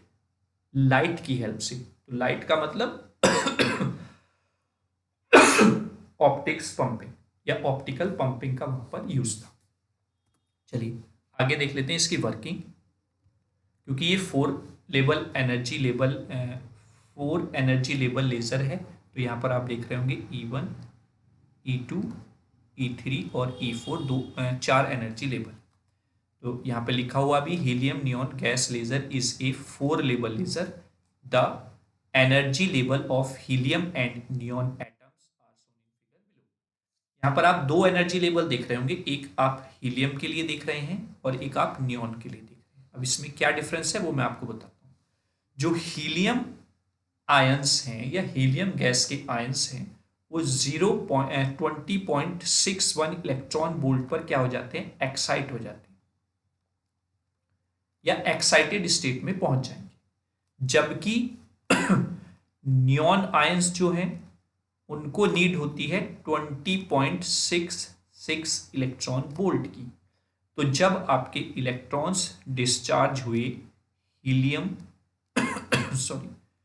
नियॉन के मिक्सचर पे, तो जैसे ये इनसे कोलाइड करेंगे, टकराएंगे, तो ये ट्रांसफर कर देंगे एनर्जी। माना हमने 20.61 इलेक्ट्रॉन एंड वोल्ट एनर्जी इनको मिल गई, तो 20.61 इलेक्ट्रॉन वोल्ट की एनर्जी दोनों को मिल गई, हीलियम आयंस को भी नियॉन आयंस को। बट नियॉन आयंस को एक्साइटेड लेवल तक पहुंचने के लिए नीड है 20.66 इलेक्ट्रॉन वोल्ट। तो ये जो 0.05 इलेक्ट्रॉन वोल्ट है ये कहां से मिलेगी? जब हीलियम आयंस नियॉन आयंस से टकराएंगे, यानी कि ये आपस में भी जब कोलाइड करेंगे दोनों, देन जो हीलियम आयन है वो कुछ एनर्जी ट्रांसफर कर देगा नियॉन आयन को, और उसको डिजायर्ड एनर्जी मिल जाएगी। वो एक्साइट होकर कहां पर पहुंच जाएगा? अपने हायर एनर्जी स्टेट पर। ये आप देख रहे होंगे यहाँ पर। ठीक है, एक के लिए लिखा हुआ है 20.66 इलेक्ट्रॉन वोल्ट, एक के लिए लिखा हुआ है 20.61 इलेक्ट्रॉन वोल्ट। क्लियर है? ठीक, तो ये बस फिर से आपको वही चीजें याद रखनी है जो ये फिगर्स है लाइट की। क्योंकि ये मेटास्टेबल स्टेट है यहाँ पर, तो पॉपुलेशन इन्वर्जन हुआ है, और पॉपुलेशन इन्वर्जन हुआ है तो जब यहाँ से ट्रांजिशन होगा तो then you get the laser beam from here, और वो किस वेवलेंथ की होगी? 6328 एंगस्ट्रॉम। ठीक, फिर जब आपका E3 से E2 पर ट्रांजिशन होगा तो यहां पर भी आपको कुछ लाइट मिलेगी, लेकिन वो जो ट्रांजिशन होगा that's called the spontaneous transition. और जब आपका फाइनली E2 से ग्राउंड स्टेट पर एटम पहुंचेगा, then this is the radiationless transition, यहाँ पर कोई भी रेडिएशन नहीं होगा।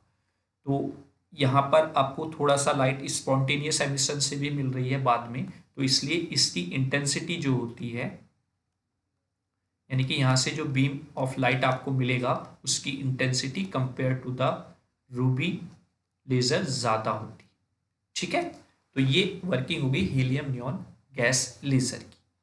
चलिए अब दोनों में कंपेयर कर लेते हैं। ठीक है, comparison between the ruby laser and helium neon laser. तो सबसे पहला है point, ruby laser produce a pulsed laser beam, जैसा मैंने आपको बताया, जबकि हीलियम नियॉन लेजर प्रोड्यूस करता है कंटिन्यूअस लेजर बीम। पहला difference, ruby laser is a 3 लेबल लेजर, जबकि helium neon laser is a 4 लेबल लेजर। थर्ड पॉइंट है, in ruby laser optical pumping is used, while in the helium neon laser electric discharge method is used।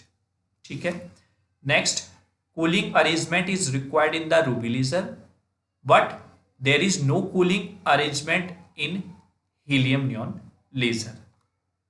Next point, ruby laser light has wavelength of 6943 angstrom, जबकि helium neon laser से जो light निकलेगी उसकी wavelength है 6328 angstrom. तो अगर आपने पिछली स्लाइड अच्छे से समझी है तो ये सारे कंपैरिजन आपको इजीली समझ में आ गए। ठीक है, चलिए आगे देखते हैं क्या है।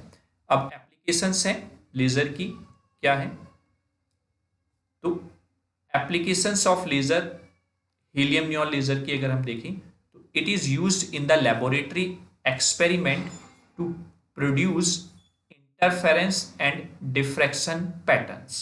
यानी कि लेबोरेटरी में ये हीलियम नियॉन लेजर जो है वो यूज किया जाता है फॉर द इंटरफेरेंस और डिफ्रैक्शन पैटर्न।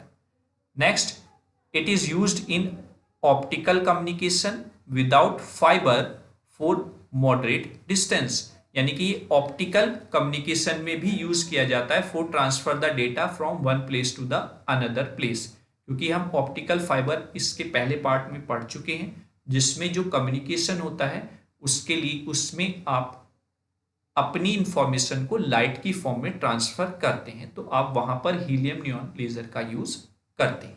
ठीक है, तो ये एप्लीकेशंस होगी हीलियम नियॉन लेजर की। अब इंपॉर्टेंट एप्लीकेशंस देखते हैं लेजर की, यानी कि अब किसी पर्टिकुलर लेजर की नहीं देख रहे हैं, अब हम पूरे लेजर की ही देख रहे हैं।